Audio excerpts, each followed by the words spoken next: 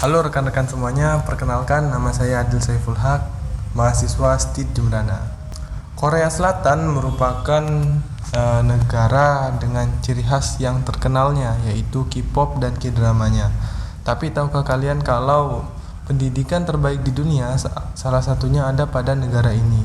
Nah, jadi pada kesempatan ini kita akan mengulik lebih dalam tentang Korea Selatan melalui 3 aspek.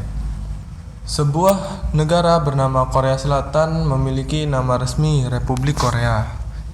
Ialah negara di Asia Timur yang meliputi wilayah selatan semenanjung Korea. Di sebelah utara, negara ini berbatasan dengan Korea Utara, di mana keduanya pernah menjadi satu negara hingga pada tahun 1948. Di sisi lain, Korea Selatan ini dikelilingi oleh 3 perairan utama. Sebelah barat berhadapan dengan Laut Kuning, kemudian sebelah timur berhadapan dengan Laut Jepang atau yang biasa disebut dengan Laut Timur. Kemudian di sebelah selatan berhadapan dengan Selat Korea yang memisahkan antara negara Korea Selatan dengan negara Jepang. Secara astronomis, negara ini berada di antara lintang 33 derajat hingga 39 lintang utara dan 124 hingga 130 bujur timur. Nah, ibu kota negara ini ialah Seoul yang terletak pada bagian barat laut negara tersebut. Secara geografis, negara ini didominasi oleh pegunungan di bagian timur dan tengah, serta dataran rendah dan kawasan perkotaan di bagian barat selatan dengan lokasi yang sangat strategis. Ini menjadikan Korea Selatan sebagai pusat ekonomi, teknologi, dan budaya di kawasan Asia Timur. Kemudian luas negara ini sebanyak 100.200 km hingga dengan jumlah penduduk 51,71 jiwa pada tahun 2023. Menurut laporan PISA, Korea Selatan berada pada posisi ke-7 dengan skor matematika 526, sains 519, dan membaca 514. Sedangkan di sisi lain, menurut MBC Times, negara ini termasuk dalam 5 besar 20 kategori the best education system in the world. Itu. Pendidikan yang digunakan pada negara ini memiliki format 6-3-3-4 yang mana mencerminkan tahun-tahun wajib untuk menempuh pendidikan. Struktur pendidikan ini yang pertama yakni 6 tahun sekolah dasar. Sama halnya dengan negara di dunia, pada umumnya Korea Selatan memulai pendidikan pertamanya dengan sekolah dasar. Biasanya pada jenjang ini siswa mempelajari tentang bahasa Korea, matematika, etika, dan pendidikan sosial umum. Nah, negara ini juga menyediakan sekolah gratis yang berlangsung selama 6 tahun. Kemudian 3 tahun sekolah menengah pertama.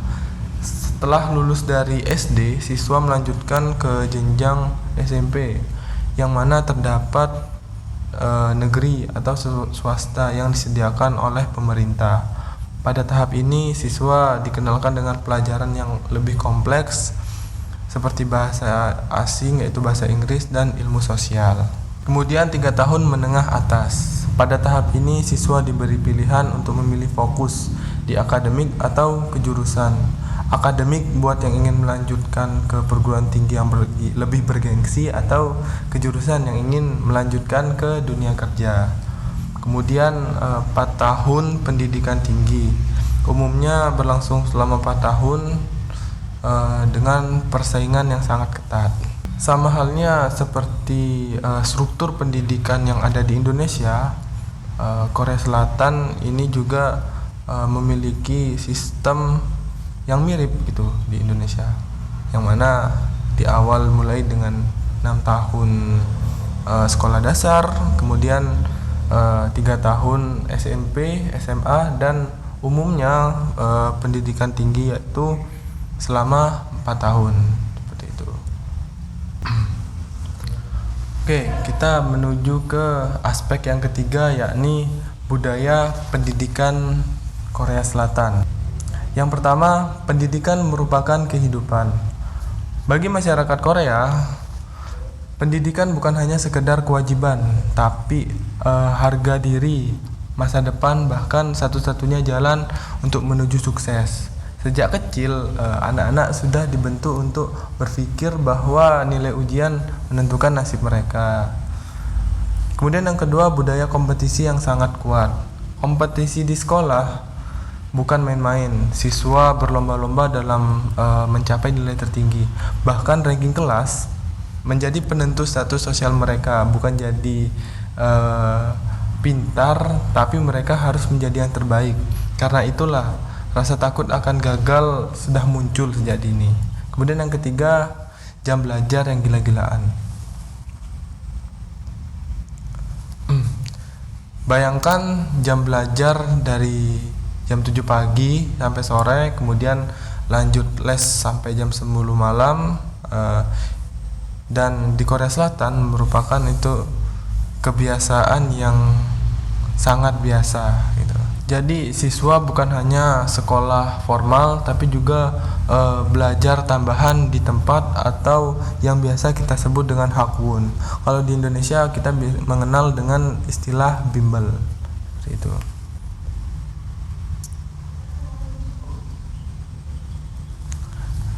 Selanjutnya, guru adalah sosok yang terhormat. Nah, guru di Indonesia, guru di Korea Selatan mempunyai posisi terhormat. Mereka dianggap sebagai orang tua kedua, bahkan kadang lebih. Tapi dengan hormat itu mereka harus memenuhi ekspektasi mereka, ekspektasi orang tua dan ekspektasi dari siswa. Kemudian biaya pendidikan yang tinggi. Sekolah mungkin gratis, tapi hakwun tidak, dan les privat tidak. Tapi orang tua bahkan rela menghabiskan penghasilannya demi pendidikan anaknya, yakni dengan tujuan memberikan selanjutnya biaya pendidikan tinggi. Sekolah mungkin gratis, tetapi hakwun dan les privat tidak. Orang tua rela menghabiskan penghasilannya untuk pendidikan anak demi satu hal, yakni masa depan yang lebih baik dan tekanan mental dan dampaknya. Biaya pendidikan tinggi. Sekolah mungkin gratis, tapi hakwun dan les privat tidak. Orang tua rela menghabiskan penghasilannya hanya untuk pendidikan anaknya, ya demi satu hal, yakni masa depan yang lebih baik. Selanjutnya, tekanan mental dan dampaknya. Tekanan yang begitu tinggi membuat siswa Korea menderita, seperti kurang tidur, depresi. Bahkan faktanya Korea memiliki salah satu tingkat bunuh diri remaja tertinggi yang ada di dunia. Kemudian selanjutnya, universitas dan gengsi sosial.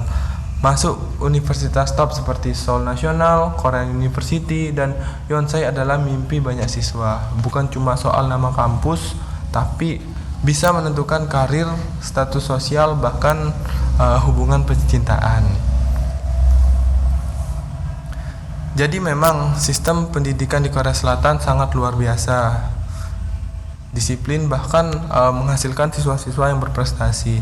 Tapi apakah dengan sistem seperti ini bisa kita tiru sepenuhnya? Justru kita harus memilih mana yang baik dan tinggalkan yang menyakitkan. Itulah sekilas tentang pendidikan di Korea Selatan. Di antara sebuah kedisiplinan yang mengagumkan atau sebuah tekanan yang tinggi. Semoga ini bisa menjadi bahan renungan dan inspirasi dalam memajukan pendidikan di negara tercinta kita ini, yakni Indonesia. Sekian dan terima kasih. Wassalamualaikum warahmatullahi wabarakatuh.